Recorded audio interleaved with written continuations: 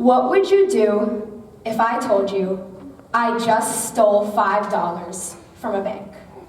That's right. Right before I gave my TED Talk today, the big old bad Ivy Miah just stole. Crazy, right? It's false. Bad. I'm not as I make myself present in the last. And why would I present such a small amount of money? You're probably thinking, if you're gonna go to a bank, you might as well steal all the money. According to the criminal justice system globally, $5 has been compared to almost every sex trafficking victim, human trafficking victim, organ illegal donation victim, and forced labor victim. A breathing human body has been compared to a man-made paper dollar bill. It has been compared to something monetary. Something with a heart that beats every minute, something that someone lives and prays for, something that someone will love an entire day and night. The criminal justice system has put them in a pile. Just like if I were to steal $5, I would only get a slap on the wrist. I wouldn't be able to sit in the back of the police car.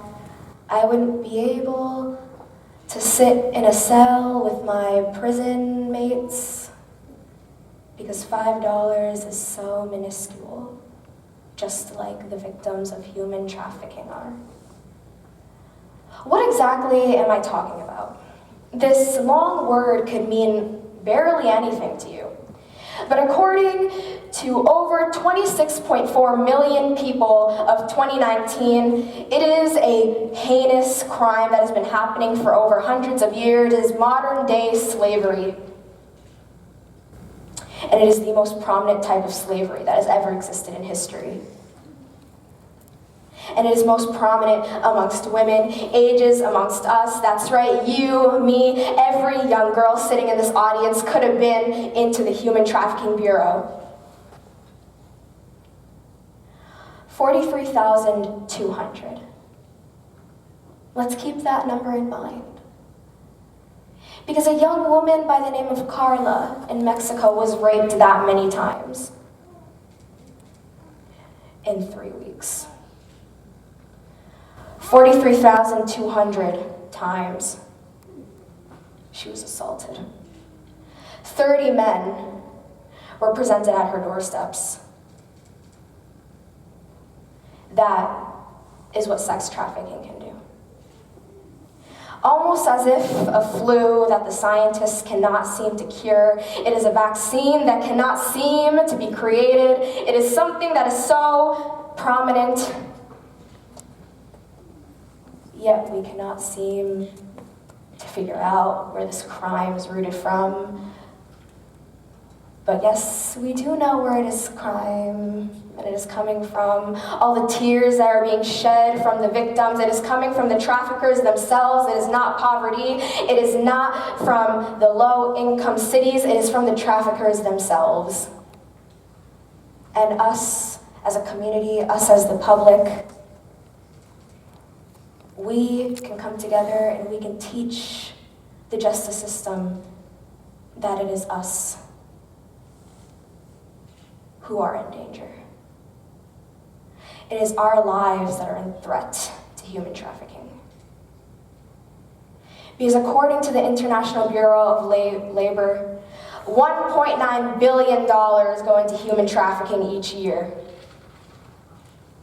And according to the Human Factual Card of Human Trafficking, the Super Bowl is the prominent human trafficking time of year.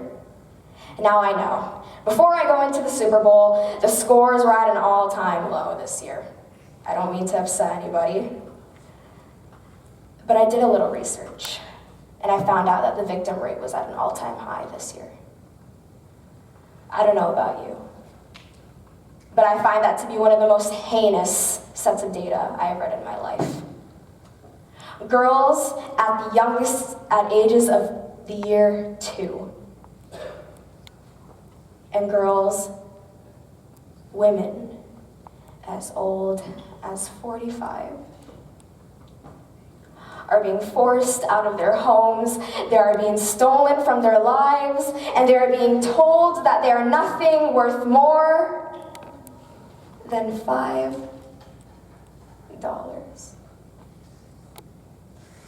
Them and their beating hearts, their flesh and their bone, that they were made at birth, nothing more than $5. That is how it feels to be trafficked. That is how it feels to be made as if you are nothing more than being put in a pile of victims. The real question I want to present is, how can we stop this issue? It's not a matter of stopping it. It's a matter of slowing it down until it reaches a point so slow that it will not be a heinous crime any longer. Start talking to your local authorities. And this isn't a matter so small. How dare we as a society become so insensitized? Because guess what? This could have been you. This could have been your sister. This could have been your mom. This could have been your brother. This could have been anybody. Because human trafficking stops at no one. It stops at no sex. It stops at no nationality. It stops at no religion. It stops at no person. But ladies and gentlemen, I want to present to you one last question. How much is $5 worth to you? Thank you.